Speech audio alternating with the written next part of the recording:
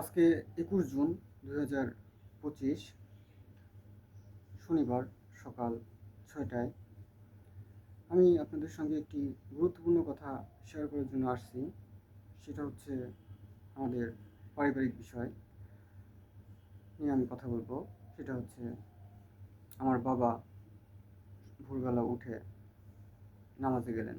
নামাজ কালাম পড়ে এসে সে প্রতিনিয়ত পাক পাক আর না পাক সে বিভিন্ন জিনিস মেনটেন করে। সে আমাদের ওয়ালে যায়, সবসময় যায়, বৃষ্টির ভিতরে যায়, জামা কাপড়গুলা নাড়ি টাড়ি দেওয়া, এই জিনিসটা মেনটেন করে সে আমার দিকে কোনো লক্ষ্য না রাখলেও।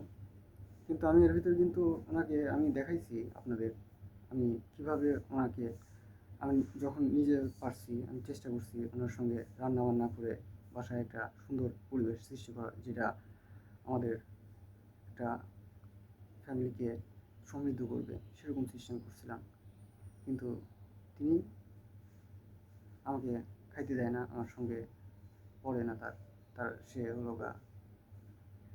তার ছোট ছেলেটাকে নিয়ে কাজের মহিলা হাসিনার জন্য সে দৌড়ায় সবসময়, নামাজ কালাম পড়তে যায় সকালবেলা উঠে পাগলের মতো।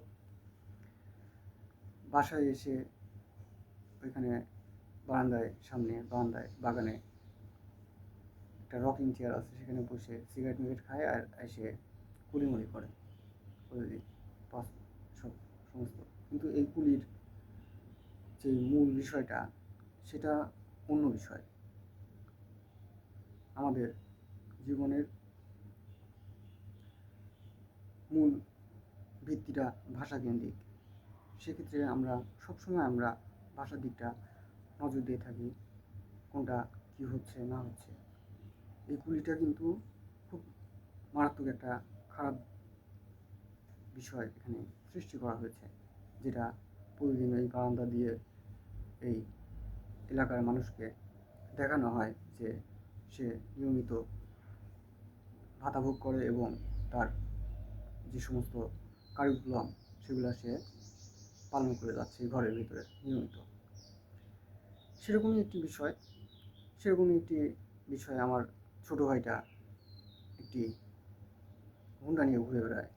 সেটা একটি জলপাই কালারের হুন্ডা, এটি আর্মিদের দৃষ্টিবহন করে। সেক্ষেত্রে আমার এই ছোটো ভাইটা এই হুন্ডাটা দেখা যাচ্ছে সুদের উপর নিয়ে হয়তোবা সে নিয়ে ঘুরে বেড়ায়, প্রতি মাসে টাকা পয়সা দেয় সরকার থেকে, সে টাকা পয়সায় অর্জন করে সেগুলো সে বলছে আমাদের ভাষায় পড়ে না।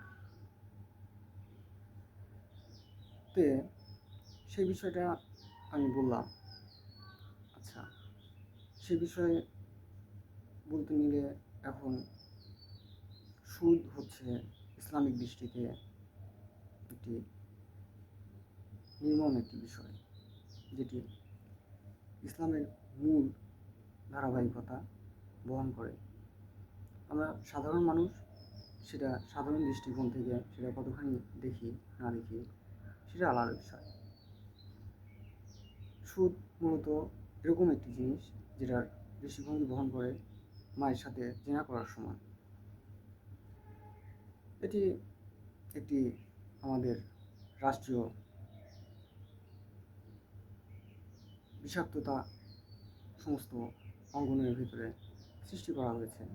এটি রাষ্ট্র ভালো নয়। কী জন্য এই বিষাক্ততা খালি আমাদের না, সমস্ত জায়গায় বিভিন্ন মানুষের ভিতরে এই বিষাক্ততা সৃষ্টি হয়ে গেছে। সেক্ষেত্রে আমাদের শেখ হাসিনা মহোদয় জানে যে আমার জীবনের সঙ্গে এই সমস্ত পৃথিবীর ভিতরে বিভিন্ন রাষ্ট্রে বিভিন্ন জায়গায় বিভিন্ন কিছু যেগুলা ভালো বিষয়বস্তুগুলা জড়িয়ে গেছে, যেগুলা এই সমস্ত পৃথিবীর ভিতরে সেই সমস্ত জিনিস আস্তে আস্তে প্রবৃদ্ধি পাবে এবং মানুষ জানতে পারবে যে সেই সমস্ত বিষয়গুলো আসলে আমার জীবনের সঙ্গে সম্পৃক্ততা ছিল এবং সেগুলা সমস্ত পৃথিবীর ভেতরে ওই সমস্ত জায়গায় সেগুলা আমার সুনাম সৃষ্টি করবে।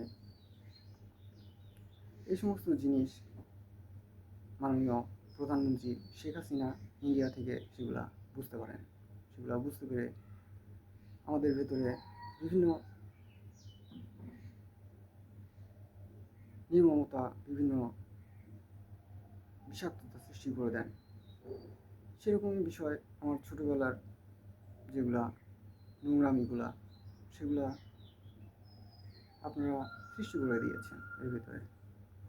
সেরকমই এই সুরটাও এই নোংরামির সঙ্গে সম্পৃক্ত রয়ে গেছে, যেটা সারা জীবনের জন্য আমাদের কপালে একটি সিঁদুর হিসাবে লেগে থাকবে, যেটি এই রাষ্ট্র আমাদের কপালে এঁকে দিয়েছে।